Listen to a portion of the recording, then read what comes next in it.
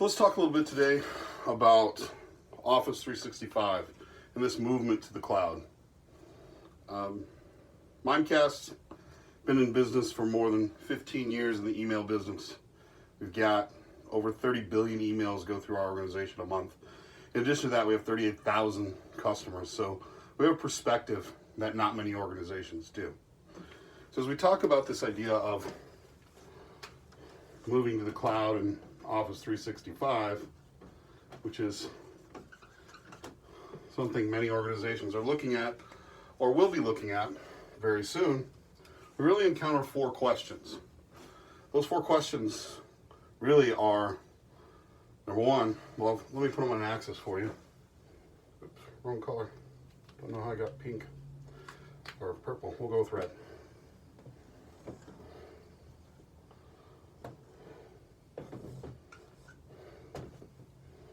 We'll start with, it's an arms race. And what do I mean by that? When I say arms race, what I mean is this arms race started with mass emailings. Ironically, actually started with mass faxing, but that was before. From there, it went to targeted emails. From there, we've gone into more sophisticated targeted emails with impersonation attacks. So how do we stop that? Were we prepared before? Not really. We're moving in that direction. Most organizations are making investments in security. And that's where we get to the next area, which is a lack or a skills shortage.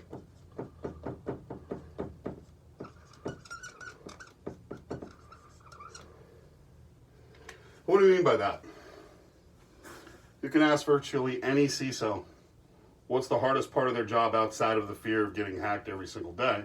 It's finding skilled security personnel that you can afford.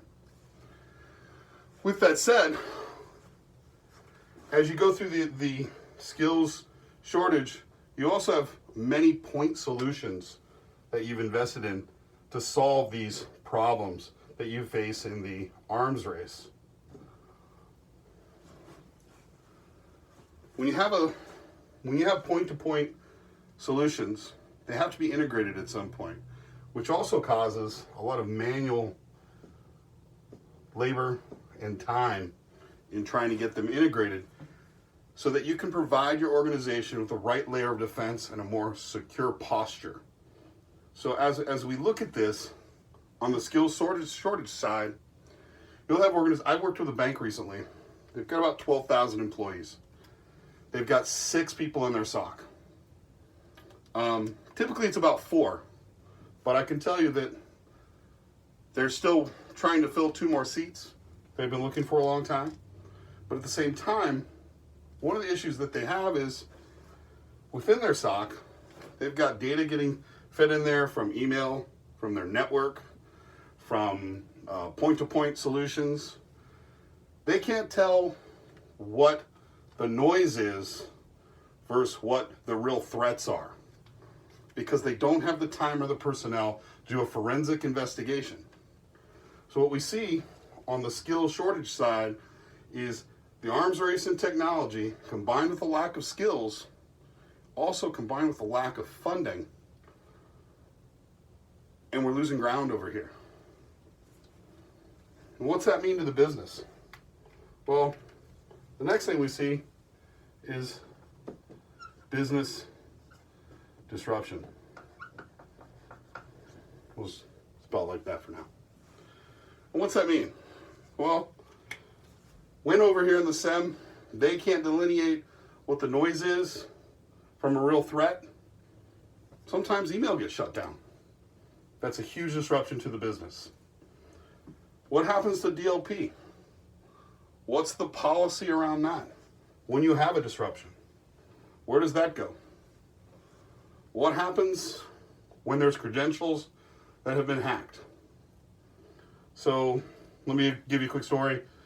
We have an organization that works with our company that had their credentials compromised.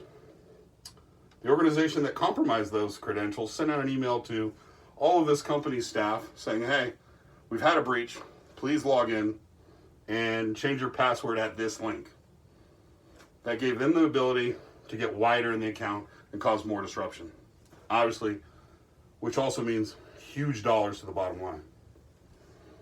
With that said, once an organization gets inside your business, or once the bad guys get inside your business, you then have data hostage situation.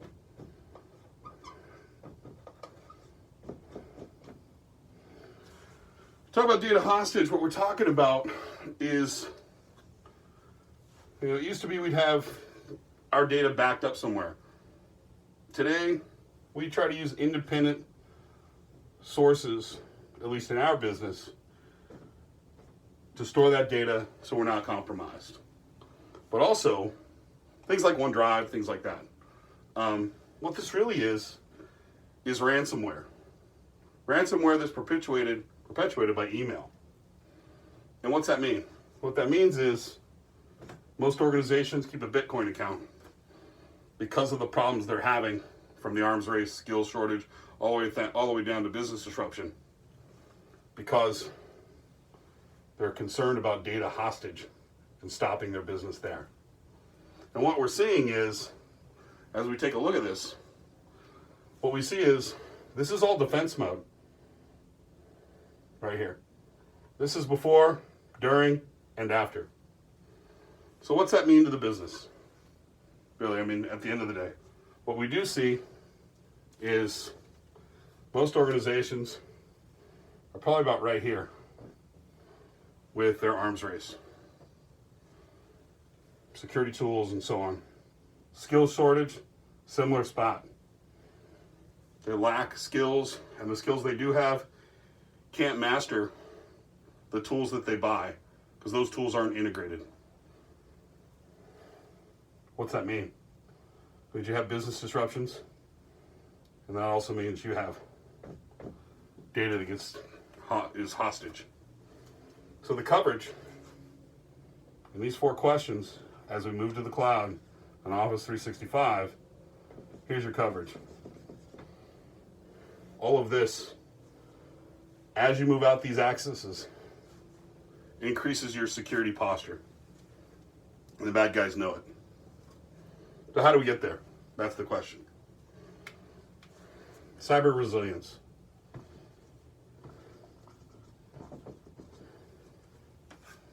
Let me give you a couple examples. We worked with the top 5 airline.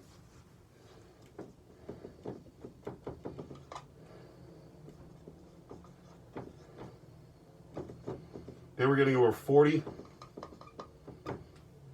compromising emails a day that got through their system. Human error, other ways. They had 6+ people chasing these emails down, doing forensic investigations to find out how they got in, where they got in, and what did they compromise. How do you slow this down? That's the question. It's a huge resource drag. World's largest law firm had to shut their email down for 5 days. Have you ever dealt with a law firm? That's backbreaking. The other thing we know is organizations, on average, keep about $100K in a Bitcoin account for these situations. Through our cyber resilience, we were able to help this airline reduce this down to 0.4 per day. That frees up 5.9 headcount a day. We helped the law firm reduce the risk so that this didn't happen again. We're also saving organizations the $100K that they need to have in an account. So what's that mean? How do you become cyber resilient, and what does it mean? What it means is you move out these axes so you're able to cover more area and increase your cybersecurity posture. Love to talk to you more about how Mimecast can help your organization become cyber resilient. Thank you.